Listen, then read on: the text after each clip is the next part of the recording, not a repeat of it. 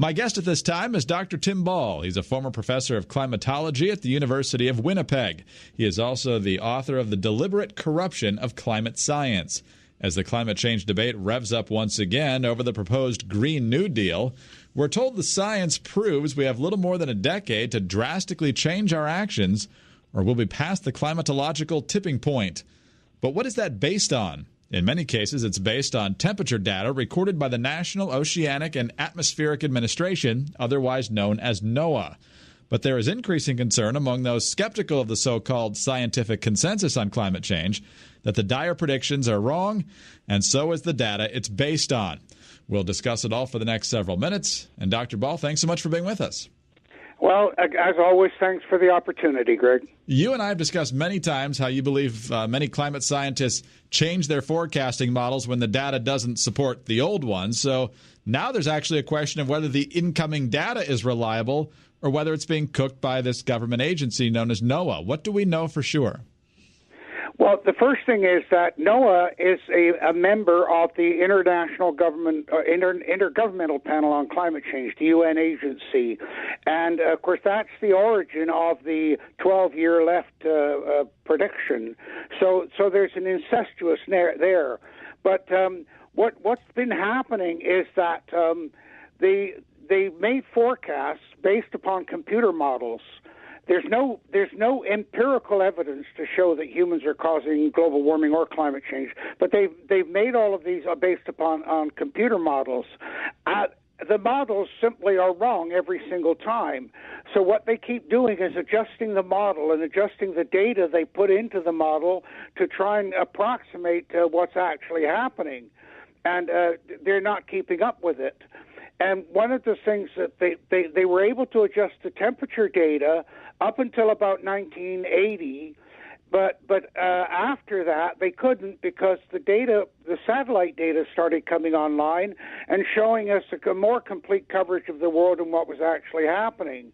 So what NOAA did, along with, by the way, all other weather agencies around the world, the Bureau of Meteorology in Australia just caught doing it. New Zealand's been doing it for over a decade. What they do is they lower the historic readings. In other words, they go back and say, well, these readings were taken with not good instruments and bad sites and so on, so we have to adjust them. Every single adjustment they make is to lower the temperatures from years ago. What that does is, of course, it then makes the apparent increase in temperature much greater than it actually is. So this is the kind of corruption that's going on. And as far as I'm concerned, it's totally frightening. In fact, I think it's criminal, and people should be held accountable for it. But, of course, that's one of the great problems in today's world. Nobody's being held accountable for anything. So this isn't something they're doing in secret. They're simply changing it in front of everyone, but saying that they have a more reliable way of establishing what the temperatures were a number of years ago. Exactly, and they don't. I mean, the data is the data, and apart from anything else, even if they adjust it, there's still not enough data to try and make the claims that they're making. I mean, most people don't know that we've only got surface weather station data for about 15% of the Earth's surface. There's no weather data for the oceans, none for the mountains, none for the forests, none for the deserts. And so all you're left with is a few weather stations in eastern North America and Western Europe. And most of those have been severely compromised because they are at on the edge of cities, and the cities that have grown out around them, and the heat from the cities has distorted their readings. So you really end up with trying to. It's like somebody once said about economics. Economists are trying to predict the tide measuring one wave, and that's what these weather people are doing, and they haven't even got accurate measurements of that one wave. And you mentioned economics, so you might get an argument in response to what you're saying that goes something along the lines of, well, we see government reports on economics, whether it's quarterly economic growth or monthly jobs reports, where we'll have a number, and then a month or two later or a number of weeks later, we'll get revised numbers that either shift things up or down. Could this be what's happening with temperature data as well? In other words, are we getting in some data, and then as we get more later on, things change a little bit? Well, that's what they're saying, but the changes that they're making are not justified. They're done to simply make sure that their forecasts are correct. That's a different thing. So the other thing is that, just to give you an idea of what goes on here, Greg, they give you a 5-day weather forecast. And then what they don't tell you is they change that every 6 hours. So the final forecast you get from them is made 6 hours ago. Well, I can be right 6 hours. All I got to do is look out the window and look at the radar. And just to give you an idea of how phony this all is, if I say tomorrow is going to be the same as today, I've got a 63% chance of being correct. And yet they claim, with all of their computer models and all of their knowledge, they achieve a 70% accuracy. I mean, this is a total farce in terms of claiming any degree of accuracy or knowing what they're doing. But I don't know of any job in the world where you can be so wrong so often and still keep your job. Well, you mentioned how they're lowering older temperatures in order to make the rise to where we are now look more drastic. I've also seen an editorial from Investors Business Daily going about a year back now suggesting that some of these really cold snaps and cold winters we've had recently are also under question now, that they're not being recorded as being as cold as they've been. What do you know about that? Yes, there's certainly one of the things that happens is that you take a whole bunch of weather station readings, and then you determine a monthly average or a global average, but it depends upon which station you choose. You can adjust the results. For example, Hadkrut, which is one of the agencies in Europe that produces an annual temperature, and then NOAA, of course, the one you mentioned, that produces another. Every year they come out with an annual global temperature, but they can differ by 0.5 degree Celsius, which is huge.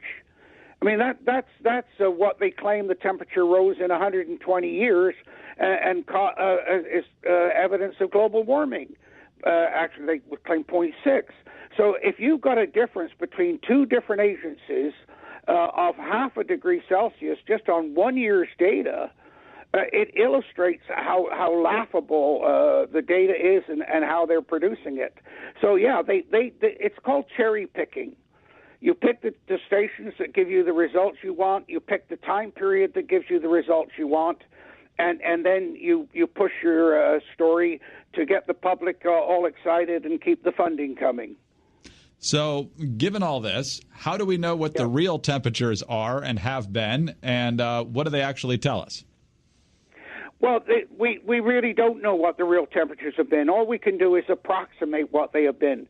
For example, that 0.6 degrees Celsius temperature I gave you was based on instrument reading, but the error factor on that 0.6 was plus or minus 0.2. In other words, it was plus or minus 33%. Well, you wouldn't even use that for polling data.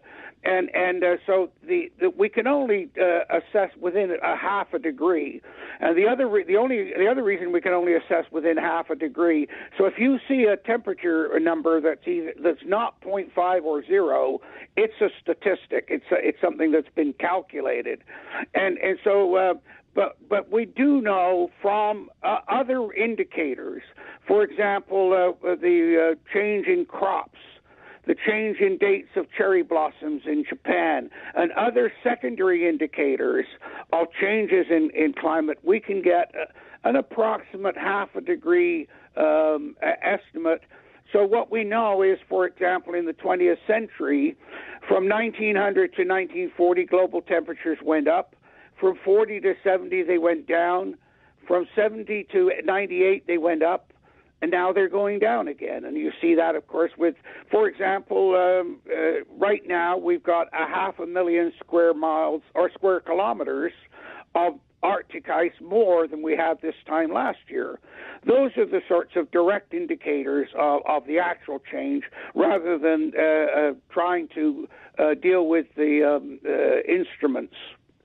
We're talking with Dr. Tim Ball, former professor of climatology at the University of Winnipeg. He's the author of The Deliberate Corruption of Climate Science. And in our last couple of minutes here, Dr. Ball, I remember talking to you a couple of years ago, and you were saying that you believed we were getting deeper and deeper into a cooling period, which you just mentioned. Since 1998, we've been headed in that direction. It's probably going to continue till roughly 2040. First part of the question is that still what you're seeing? And number two, is the fact that we're getting cooler one of the reasons we're seeing the urgency from those who want to change things as soon as possible? Yes, it is. The cooling, in fact, I'm increasing the amount of cooling that's going to occur. And the reason I say that is because the other day in Britain, they started seeing aurora borealis, northern lights. The last time we saw that was back in the 17th century, and that was the harbinger of the Little Ice Age. No, the reason that the changes that you're seeing going on is because they're trying to cover up for their errors and their mistakes, and this is one of the problems. They've convinced the world that global warming is occurring. All the governments are planning for that, but it's going to be a hell of an adjustment back to what's actually happening. And if you think about it in terms of energy policy, if you're reducing, or increasing the cost of energy and so on and so forth, and fortunately Trump's not doing that, but you can imagine if you've got higher heating temperatures because of colder conditions and greater demand on fuel for cars and so on, the adjustment would be twice as hard. Dr. Ball, we'll have to leave it there. Thank you, sir, as always, for your time with us. We appreciate it. Well, thank you, and thank you for trying to get people the other side of the view, and that's so important. Dr. Tim Ball is a former professor of climatology at the University of Winnipeg. He's also the author of The Deliberate Corruption of Climate Science. I'm Greg Columbus reporting for Radio America.